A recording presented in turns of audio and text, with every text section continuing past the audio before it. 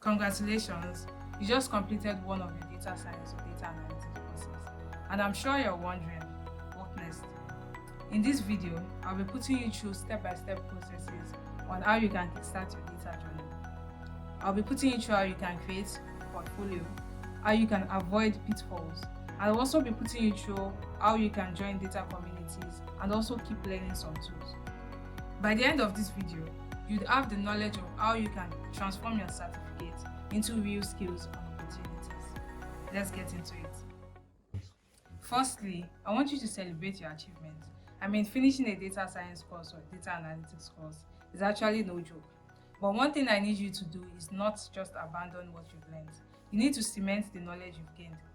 I need you to go through your course materials, see the gap between what you know now and what is actually in your course material. Let's take for instance, you barely touched SQL. You can decide to take tutorials on how to use SQL. You can try it by teaching someone who doesn't have an idea of SQL. Sharing your knowledge actually makes you gain more knowledge. One thing I want you to do after that is work on a mini project. And when I tell you to work on a mini project, I don't mean using the Iris datasets or the Titanic datasets. Those are very popular datasets that thousands of people have worked on. It doesn't actually show your skills. And to be honest, working on this project is actually for your portfolio. I'm still going to get to portfolio, but before that, I want you to know that when you're getting your data, you should focus on data sets that would actually make or show your skills. For instance, if you are living in Lagos, Nigeria, you can get data on Lagos traffic in Nigeria, basically, or Lagos traffic data set. And you can make your analysis. When exactly do we get more traffic? Why do we get more traffic in some places? And how can we, solve or reduce these traffics? This is a case study that is very interesting. It shows that you have data analytics skills or data science skills, and it also shows your technical skills. Those are the two things you should focus on. When you're picking projects to work on, you should focus on your technical skills and your soft skills. The soft skills are the communication skills, critical thinking, problem solving skills. Those are skills you can't actually take tutorials on. You mostly get knowledge on them after working on projects or during the process of working on projects. So when you pick projects to work on, you should focus on those two things, the technical skills and the soft skills. Speaking of portfolios are a way to showcase your skills. They are a way to showcase your technical or soft skills. In your portfolio, I want you to focus on projects that actually makes impact. Pick projects that you know that when an interviewer or someone who needs a data analyst or data scientist goes through the portfolio, the person will be able to see that, okay, you have the technical skills and the soft skills to actually work with their business data. So I gave an example of Lagos State's traffic data. You shouldn't focus on only your community data. You can also focus on finance data. That's if you are interested in financial analysis. You can focus on finance data. You can focus on sales data and so on. The point is, avoid data sets that are very common, that thousands of people have worked on. It doesn't show that you've actually done it yourself.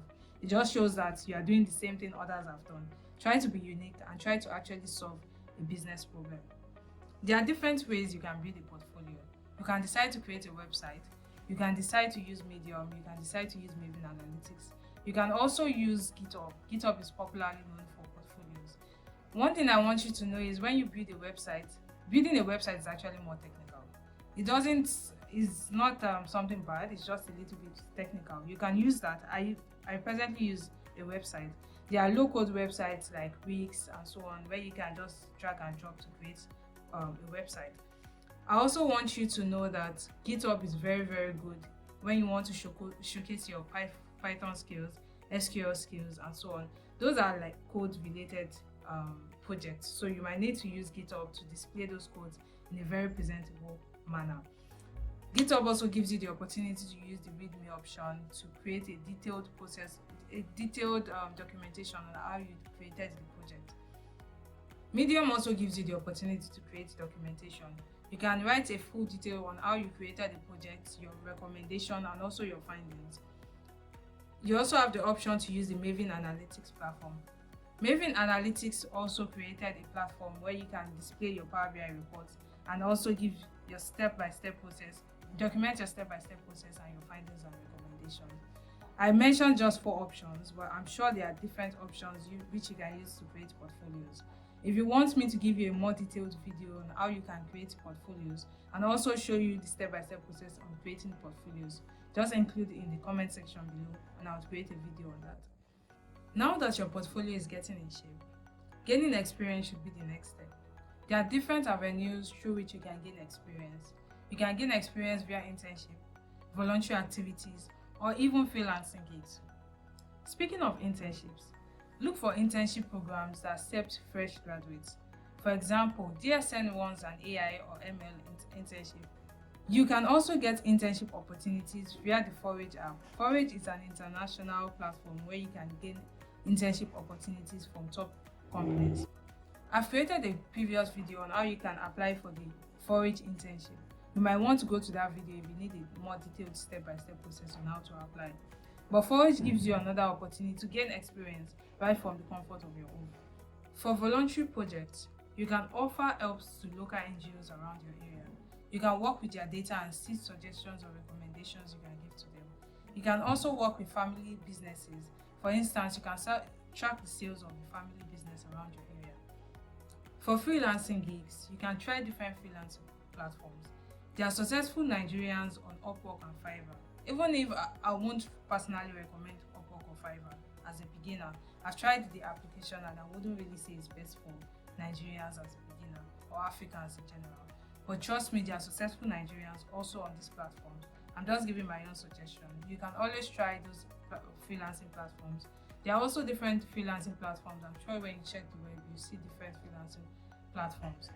Now that you've gained little or more experiences, try to explore the local market. Try to understand what businesses are looking for, the skills the businesses are looking for, how they want your portfolio to look like, how they want your CV to look like. Try to think in the business perspective. Just understand the local market, understand what the salary range is, and so on. Data science and tech in general is growing really big in Nigeria and in Africa. There are different local opportunities and networks you can tap into.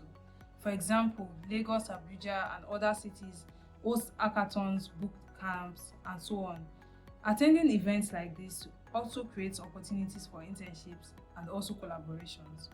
You can also join meetups, communities, and conferences. For example, Microsoft Fabric communities, they usually have monthly Saturday meetups where they teach each other on Microsoft Fabrics and so on. You can also join DSN, Data Science Nigeria, and also data communities. Even if you don't want to leave the comfort of your home, you can always join the communities online. Make sure to join both local communities and international communities. Whenever you meet new people, make sure to always include that you just started your data science journey or you've actually gained knowledge and you want to apply to new opportunities. You might be lucky to meet a mentor or even get side gigs from them. To stay on track, here are the common mistakes to avoid. Number 1, relying on course certificates. If you think your course certificate alone will land you a job, you're making a big mistake. To be honest, employers want practical examples. They want to see your portfolio, they want to see your technical and soft skills. So you should focus on working on projects and getting experiences that would show your technical and soft skills. Another mistake is focusing only on tools. Tools change really fast. Instead of obsessing over the latest library, what you should focus on is understanding the fundamentals. For example, you should focus on understanding why to use regression, when to use regression analysis, and how to use regression analysis. You shouldn't be focusing on the libraries which is used for the regression analysis alone. What you should understand is the fundamentals so that you'll be able to apply this knowledge in other cases. Another huge mistake people make is isolating themselves. To be honest, in tech in general, people you know matters. People want to know how good you are if you're just sitting in your house without uploading your skills, without pushing your skills out there. You should consider meeting people, networking. You don't know who you'd meet that would give you a very big opportunity or give you a very big gig. Make sure you don't isolate yourself. Another mistake people do is neglecting the soft skills. To be honest, data science or data analytics is about storytelling. If you cannot explain what you've analyzed, or if you cannot explain what you've predicted, to be honest, you would struggle. You need to understand how you can, tell your stories to non-technical users and also tell your stories to technical users. Make sure after doing a project, make sure to create a vlog or a documentation in your portfolio. Don't just upload your codes. Make sure you document it. Try to explain to a non-technical person around you and see if the person understands exactly what you're saying, because storytelling is very big in data. Another silly mistake people do is copying other people's work. It's okay to learn from tutorial videos, but copying exactly what the person was without even understanding what this line of code does is a very gullible thing. You should consider understanding what the code does, try to implement the same skills or the same knowledge in another project. You can also use the same project, but you need to understand what the codes means, what your analysis is about, and if understand the fundamentals so that you can apply it in other skills. So make sure to avoid these silly mistakes to stay on track. Just to recap before ending this video, after taking your data science or data analytics course, you should keep learning by working on projects. Also make sure to build a strong portfolio. After that, make sure you gain experience. Also build a strong network, either locally or globally, or I would actually suggest you do both. After that, make sure you avoid any newbie mistakes and understand the challenges. With all of this in track and a good mindset, you'll be on a good track to getting a successful data career. If you found this video helpful, make sure to click on the thumbs up button and also make sure to subscribe to get notification when next I post. Also include in the comment section if you have any questions or if you found this video exciting. Thank you for watching, and I'll see you in the next video. Bye for now.